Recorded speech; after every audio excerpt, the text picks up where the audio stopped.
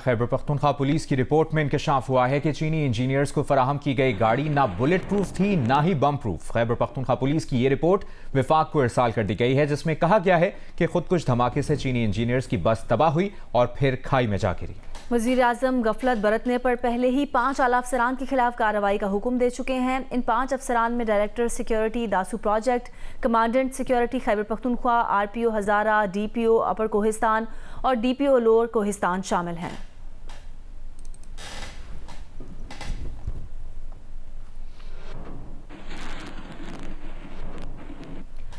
MQM ने rangers को पूरे सिंध में इख्तियारात देने का मुतालबा कर दिया है। कराची में न्यूज़ कॉन्फ्रेंस के दौरान फैसल सब्जवारी ने कहा कि सिर्फ कराची में रेंजर्स को इख्तियार देने से जराइम नहीं रुकेंगे। पुलिस से काली भेरों के खात्मे के बगैर जराइम नहीं हो सकते।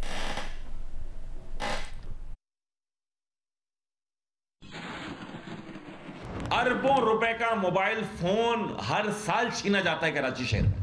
तो जो ईरानी डीजल से लेकर अफगान ट्रांजिट ट्रेड के टायर से लेकर चाय की स्मगलिंग तक हर चीज में अपना हिस्सा लेते हों, यह मुमकिन है कि वो इस अरबों रुपए के मोबाइल फोन की मार्केट में हिस्सा नहीं लेते होंगे? तो वजीर दाखिला साहब मुंह खोलने से पहले आंखें खोलें। यह आम से स्ट्रीट क्राइम कहने वाले को शर्म आनी चाहिए। और अगर मजीद इख्तियार चाहिए रेंजर्स को शहरियों की जान और माल की हिफाजत के लिए, तो बिल्कुल दिया जाए।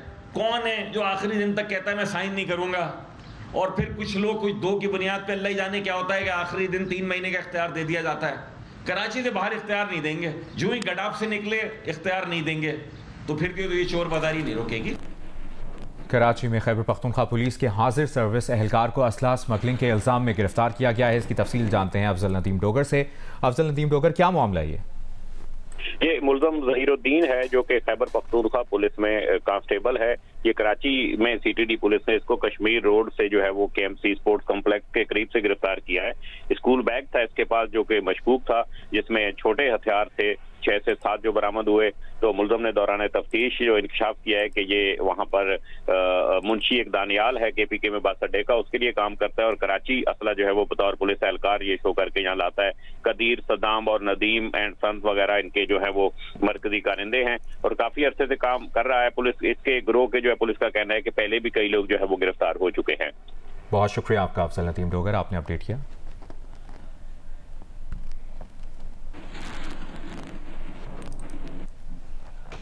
और अब बात करेंगे, ईद से कबल आखिरी छुट्टी का रोज़ है, मगर कराची के तारिक रोड की मार्केट में ख़रीदारों का रश नहीं है। दुकानदार और ख़रीदार कहते हैं कि कुव्वत ख़रीद नहीं, मुश्किलों से ईद की तैयारी का मरहला जारी है। मज़ीद बताएंगे दानियाल सैयद। जी बिल्कुल, ईद से कबल आखिरी इतवार है और इस वक्त हम मौजूद हैं कराची के इलाके तारिक रोड के शॉपिंग मॉल में। गर्मी के बायस ख़रीदारों का वो रश दिखाई नहीं दे रहा जो यहाँ पर इन मार्केट्स में होता है, लेकिन जो दुकानदार हैं उनके मौक़िफ़ है कि रात के औकात में रश ज़रूर होता है लेकिन ख़रीदारी ना होने के बराबर है। जो लोग यहाँ पर आते हैं वो सिर्फ विंडो शॉपिंग करने के लिए आ रहे हैं क्योंकि लोगों की कुव्वत ख़रीद अब इंतहाई कम हो गई है। कुछ ख़रीदार यहाँ पर मौजूद हैं, उनसे बात करते हैं। आप ये बताओ कितनी देर से मार्केट में आए हुए हो, कुछ मिला? 11 बजे के करीब आए हुए हैं, यहाँ मार्केट सर्वे कर रहे हैं, मगर जो है ना पसंद आ रहे हैं मगर रेट्स समझ में आए क्योंकि हर चीज़ जो है ना महंगी होती जा रही है। महंगाई इन्होंने इतनी कर दी तो हर चीज़ में पैसे बढ़ा दिए हैं, तो कहाँ से लोग ख़रीदार करेंगे? जो लोग सोच सोच के ही मर जाएंगे कि लें नहीं लेंगे, खा लें मर जाए।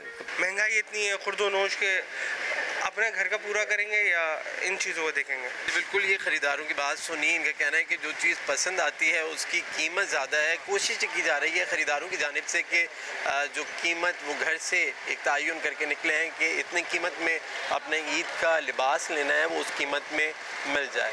जी, भावलनगर में भी ईद करीब आते ही शॉपिंग के लिए बाजारों में रश पड़ गया है। ख़वातीन अपनी मनपसंद चीज़ों की खरीदारी में मसरूफ़ हैं। इसकी तफसील बता रहे हैं फहद शफीक।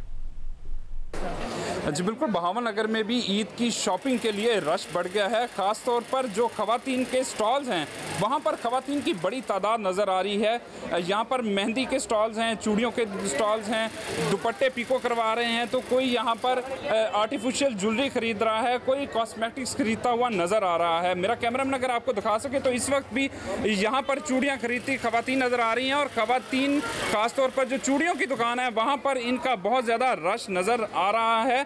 दूसरी जानिब ये ख़वातीन शिकवा कर रही हैं कि महंगाई बहुत ज़्यादा है और काफ़ी सारी ऐसी चीज़ें हैं जो इनकी कुव्वत खरीद से बाहर हो चुकी हैं। ख़वातीन के साथ बच्चे भी आए हैं जो कि घड़ियाँ खरीद रहे हैं और कोई सन ग्लासेस भी खरीदता हुआ नज़र आ रहा है। मर्द हज़रात भी अपनी शॉपिंग कंप्लीट करते नज़र आ रहे हैं। ओवरऑल भावनगर के बाज़ारों में जो है रश खासा बढ़ गया है और हर बंदे की कोशिश है कि ईद से पहले अपनी शॉपिंग मुकम्मल की जाए। जी,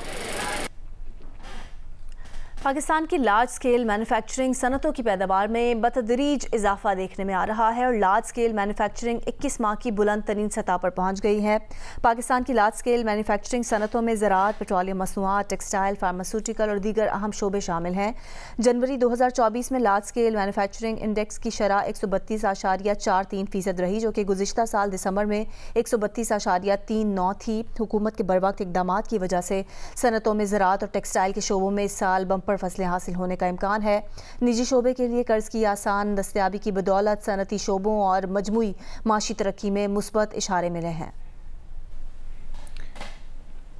मुशीरे इत्तलात खैबर पख्तूनख्वा बैरिस्टर मोहम्मद अली सैफ ने कहा है कि वफाक चीफ सेक्रेटरी की तकर्रुरी पर अपनी जिम्मेदारी का एहसास करे। अपने बयान में मुशीरे इत्तलात खैबर पख्तूनख्वा बैरिस्टर सैफ ने कहा कि खैबर पख्तूनख्वा को वज़ीर आला की मर्जी का चीफ सेक्रेटरी क्यों नहीं दिया जा रहा। ये भी कहा कि मर्जी की टीम रखना वज़ीर आला का हक है। पंजाब, सिंध और बलूचिस्तान को मर्जी के चीफ सेक्रेटरी दिए हुए हैं।